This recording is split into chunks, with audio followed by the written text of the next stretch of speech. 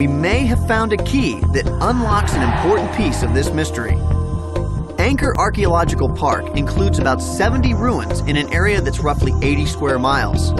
Simon Warwick tells me that in one of these temples, there's an obscure but significant carving. Okay, this is the place that gives us a clue as to how the temple was built. Now, you see these guys up here? Yeah. They've got a horizontal beam with a lever hanging off it and then a block. And these guys are pushing the block backwards and forwards, rubbing it on the one below. It's fascinating that there's a clue right here. Would it be possible to build something similar to this to try out the method? Why not? Let's have a go. To test out how the Khmer made their stones fit together so perfectly, we're going to try and build a machine similar to the one we saw on the temple wall. Hey, Simon. Everything just as ordered. Everything We're ready. working from a sketch based on the bas-relief we saw earlier. Got all the beams.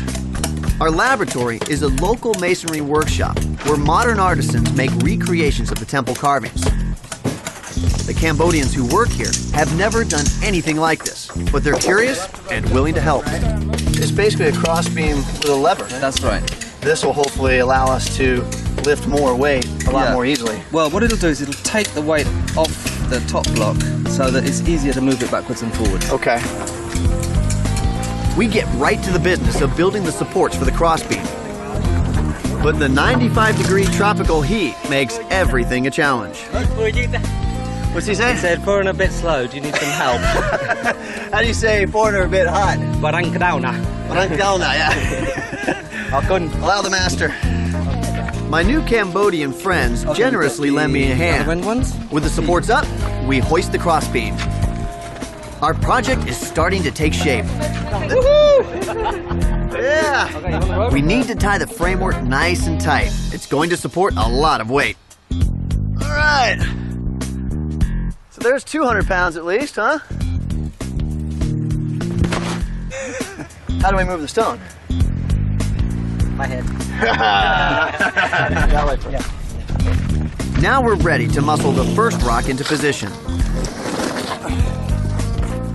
Once the bottom rock is in place, we attach the lever. All right. Very well hung, as they say.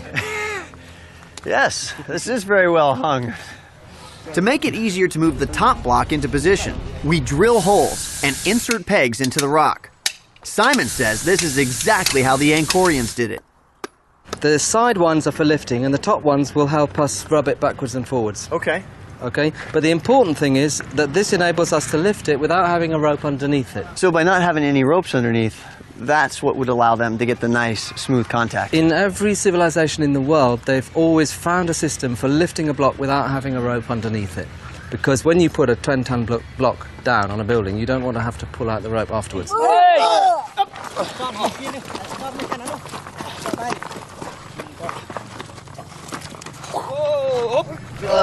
That's it. Whew! We just lifted 400 pounds. The big moment has come. We had a plan, we executed it, and it looks just like the diagram. Ready, guys? Up.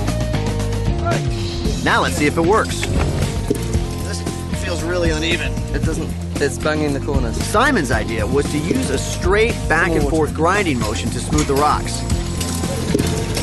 That doesn't work so well. So Shatri, the shop owner, suggests a new way to go. Now I'm definitely feeling more rubbing It's this way. feeling more like it's grinding. Yeah, it feels more like it. It feels much more even and smooth. Wow, It's an ancient version of sandpaper. After 5 minutes of grinding, we're ready to see our handiwork. Take it off, Tree.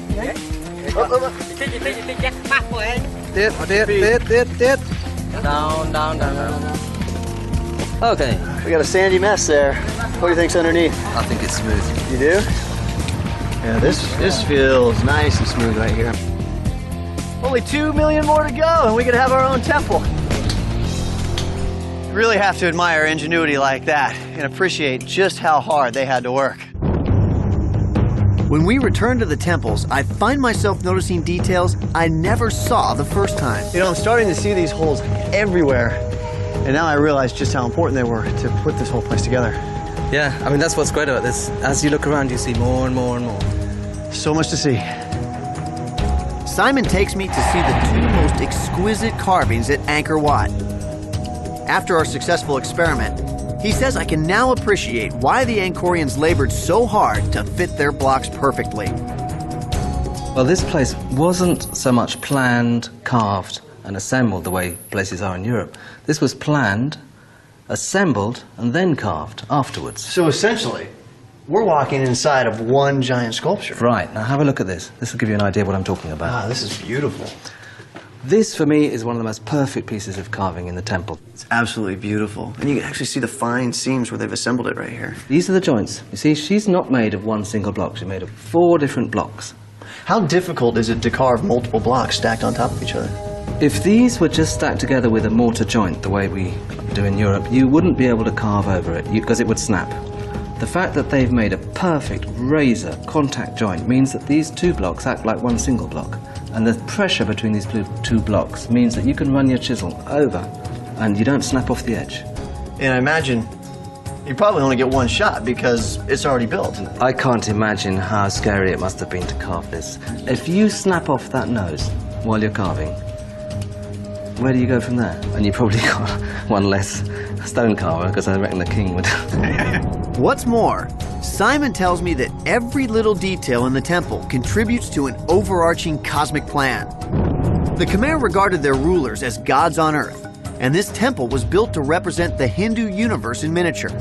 Its towers symbolized Mount Meru, the celestial home of the gods, and its huge moat, the vast cosmic oceans. But here on Earth, their universe ultimately came crashing down. What went wrong? Angkor Wat. It may be the most beautiful religious monument ever built, and the most mystifying. Completed in 1145, the crown jewel of the Khmer Empire was inexplicably deserted 2 centuries later. The remote location and the relentless Cambodian jungle hid all the region's temples for over 400 years. They were the stuff of legend until 1860, when a French naturalist named Henri Mouot came upon them by accident. When his report hit Paris, these temples became all the rage across Europe, with people talking wildly about a new lost world. I imagine this is what it must have been like when Henri Mouot stumbled upon Angkor Wat. The jungle had reclaimed the stone temple. As you can see, the tree just digs its roots into any openings it can find and grasps onto the stone, creating a silent but deadly slow-motion wrestling match. And given time, tree always wins and destroys its host. It's brutal, yet beautiful. Mouot and other early European explorers didn't believe that ancestors of the natives they met could have constructed these fantastic temples. They credited an unknown race of master builders. But they couldn't have been more wrong. To get a better sense of all the Khmer's accomplishments, I'm meeting up with Damien Evans, the deputy director of something called the GAP. Damien! Hunter, how's it going? Hey, good, how you doing? Good, mate. Come on up the stairs, this way. GAP stands beat for the upstairs. Greater Angkor Project, where archaeologists use sophisticated aerial imaging techniques to peer deeply into Cambodia's past. So this is the very first radar image of Angkor, taken by NASA from a space shuttle in 1994. So I'm guessing that right here is the temple complex, right? That's right. Actually, that little square in the middle there is Angkor Wat. So you can see it shows us for the first time that Angkor was absolutely huge. Next, Damien shows me a new image created by AIRSAR, which stands for Airborne Synthetic Aperture Radar. Its longer wavelengths penetrate the forest canopy to expose much more than meets the eye. It shows us that Angkor was more than just a collection of temples. It shows us that it was a vast inhabited landscape which sprawled over more than 1,000 square kilometers of this area. What is this reservoir right here? That one there is the West Barai. It's a reservoir that's 8 kilometers long, 2 kilometers wide, designed to trap water coming down from the north during the dry season and distribute it throughout the south. This can be quite This hard to map interpret reveals a when the radar remarkable imagery new is discovery, complex. It's difficult to an know what's going extensive on. system of That's why we waterworks used it to hidden create for much more centuries in detailed the map here. Cambodian landscape. So in this map you can see much more clearly the detail and the sophistication of the water management system. You see dozens and dozens of canals. In fact, you can trace the flow of the water through this network from this area here through this very complex system in the middle and then dispersed throughout Angkor to the south. This is great because down on the ground, you'd have no idea that any of this exists. Yeah, look, even archaeologists have trouble making sense of this landscape from the ground. What you really need